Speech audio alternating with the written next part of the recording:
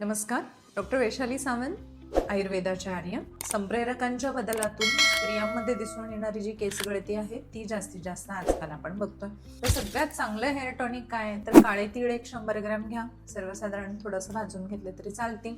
शिवाय सुकं खोबरं एक साधारण 100 ग्रॅम तुम्ही घ्या. बरोबरीने हे जे मिश्रण तुम्ही तयार कराल त्याच्यात 100 ग्रॅम तुम्ही आवळा पावडर टाका.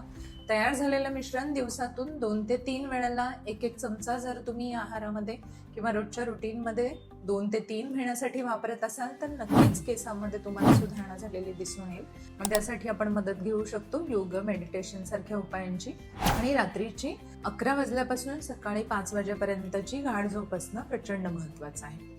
शिवाय हेअर ऑइलिंग करणं हे पण तेवढंच महत्वाचं आहे की केसांच्या मुळांशी कलंजी असेल, जास्वंद असेल, मेथीदाणा असेल, भृंगराज असेल, तसेच आवळ्यासारखेही काही औषधी असतील, त्यांचं जर तुम्ही ऑइलिंग करत असाल तर त्याचा तुम्हाला नक्कीच फायदा होईल. याशिवायही तुम्हाला काही शंका असतील तर त्या शंकांसाठी तुम्ही आमच्या कमेंट बॉक्समध्ये जाऊ शकता. आम्ही तुम्हाला नक्की मदत करू.